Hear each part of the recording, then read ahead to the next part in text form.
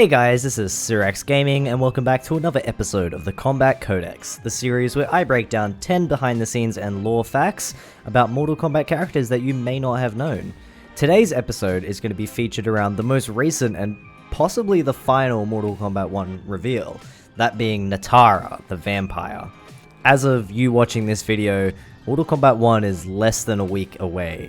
It would be about, early access would be about 6 days by the time you're watching this video. So everyone's getting hype, everyone's getting ready, and NRS dropped this bombshell of a trailer that reveals Megan Fox will be playing Nitara. But more on that later. If you haven't seen the trailer, go watch it now. So let's break down 10 facts about the vampire. Fact number 1. Nitara is a vampire from the realm of Vaeternus. However, she is not the same as a typical vampire you would know from outside Mortal Kombat. For starters, she does not have the typical pale skin or features associated with vampires, aside from her fangs. Nitara is also unaffected by sunlight, but this is explained as her species being immune to outward sunlight, but instead being affected by Earthrealm sunlight, as you would imagine a vampire typically would, by being burnt. This doesn't affect her gameplay in any way for obvious reasons, as you can't really have a balanced fighting game if one of the characters is going to be weak and take damage whenever there's sunlight around. Moving on to fact number 2. During the events of Deadly Alliance, Nitara is largely separate from the main conflict, and she is aligned with neither the good heroes nor the evil Deadly Alliance during the struggle against them. During the game, she encounters both Cyrax and Reptile, who are both for their own reasons wandering alone in Outworld. Cyrax because he's been trapped in the realm, and Reptile because Shao Kahn is dead and he just doesn't know what else to do with himself. And she strikes a deal with both of them in exchange for their assistance in stealing an orb designed to free her realm from Outworld's control. This takes the trio to a cave where the egg of the Dragon King Onaga is being protected by Blaze. Cyrax successfully retrieves the orb from underneath the lava and gives it to Nitara, who keeps her word and sends Cyrax back to Earthrealm. However, Reptile ends up being the host for Onaga in this process. Moving on to fact number 3. Later in the 3D era, we meet Ashra, who has an enchanted Chris blade that is purifying her soul as she kills demons. What Ashra doesn't realize is that this blade is actually Datusha, the Bane of Morai, and it is not a demon-slaying blade, instead being a cursed sword with a bloodlust for vampires. The sword deceives Ashra into killing vampires, not demons, which leads her into conflict with Nitara during the events of Armageddon, who Ashra perceives to be a demon. Unfortunately, this storyline ends in Armageddon with the timeline reset, and we never get to see Nitara and Ashra's conflict resolved. However, we do see in the Nitara trailer that Nitara will confront Ashra in the story mode of Mortal Kombat 1. It looks like it's taking place during Ashra's chapter, so Ashra will probably win that fight. But we also see some pre-fight dialogue outside of the story clip in that trailer, with Nitara and Ashra's rivalry still being alive, and Nitara is still furious that Ashra is wielding Datusha, not knowing its true purpose. Moving on to fact number 4. Despite having wings, Nitara has not been seen utilizing them in gameplay up until her recent reveal in Mortal Kombat 1. This is most likely due to the technology limitations of the 3D era and the PS2 and Xbox consoles, but the newest game changes this, with Nitara utilizing her wings completely. We see her transitioning seamlessly from air to ground combos using her wings and using them in combat. Moving on to fact number 5, also revealed in Nitara's trailer from earlier in the week, Nitara will be played by celebrity actress Megan Fox. Megan Fox has expressed interest in Mortal Kombat in the past, notably saying during a 2009 interview that she could kick anyone's ass in MK, and that the only game she didn't like in the series was Mortal Kombat vs DC, mainly because she didn't like the feeling of Superman's combos and felt that the DC characters were out of place. Fox would then say years later that playing Katana in a live-action movie was a personal dream of hers. And then now, 14 years later after her initial comments, Fox makes her way into the Mortal Kombat series, voicing and doing the facial capture for the vampire Nitara.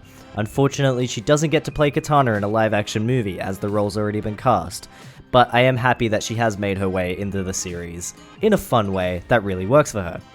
Which brings us to fact number 6, building off the previous fact. Fox seems to have been chosen for the role of Nitara for various real-world and pop culture reasons that make so much sense when you break it down. Megan Fox loves vampires and anything dark and bloody, hence her interest in the series. Like Mortal Kombat, like Diablo, she likes these kind of gritty, not super horror, but kind of gory, dark, messed up storylines. On top of this, Megan Fox is also known for playing a succubus in her most notable film, Jennifer's Body, which is referenced in her trailer when Lau asks Nitara what happens to Jen's body, who is the titular character played by Fox in the film, to which Lau is mocked by Nitara. Moving on to fact number 7. When she's not tricking people into doing her bidding or trying to free her realm, Nitara is the sponsor of an energy drink in Outworld, simply called Blood. We see some promotional material from a photo shoot Nitara did with the company in Outworld, where she is soaring all night long thanks to Blood energy drink. In all seriousness, this is actually a gag promo from the Crypt and Deadly Alliance. They did this for every character, where they kind of had like a brand they were all promoting in kind of funny like little gag promo images. It was really cool. And Nitara's one is for an energy drink called Blood, because she's a vampire who drinks blood. That's it. That's the fact. That's your funny fact for today. Moving on to fact number 8. In Mortal Kombat 11, we learn that Nitara has at some point in her life slept with Erron Black. So we got a little bit of gossip in this video as well, as revealed by Black and Scarlet during pre-fight interactions. We also learn in this same interaction that Scarlet has also slept with Erron Black, to which Scarlet remarks that Black has a type, and that type is apparently blood-sucking witches from Outworld. I'm not saying that I don't blame Erron Black, but we've all seen Scarlet, and now we've all seen Nitara. And I'm just saying, Erron Black may have a point. Moving on to fact number 9. In the timeline where Nitara defeats Blaze, his power transforms her into a blood god, with the ability to turn people into vampires.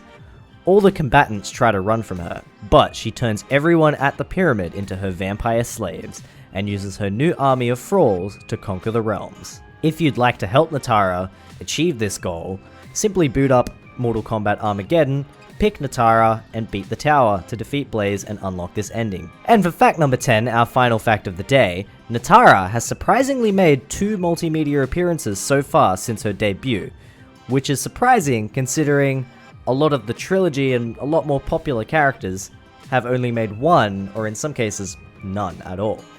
The first being a minor cameo in the first animated movie, Mortal Kombat Legends Scorpion's Revenge, where she appears very briefly in her Deadly Alliance outfit to hiss at Johnny Cage, and then not appear again at all.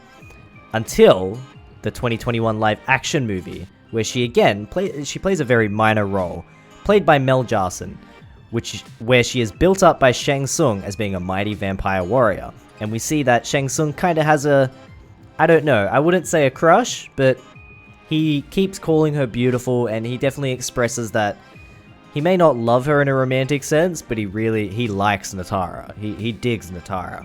As, you know, as Erron Black does as well. Again, can't blame him, Nitara looks amazing. But then she is shredded by Kung Lao's hat almost instantly. She doesn't land a single blow on anyone throughout the entire film. Here's hoping Megan Fox earns some more respect for Nitara. She really, really needs it. Alright guys, that brings us to the end of this video. Don't forget to like, subscribe, comment, and share with your friends to see more Mortal Kombat content in the future. And let me know down below in the comments what you think of Nitara, and more importantly, what you think of her design and Megan Fox's appearance so far from what we've seen. Thanks for watching guys. I'll see you in the next video. Peace out.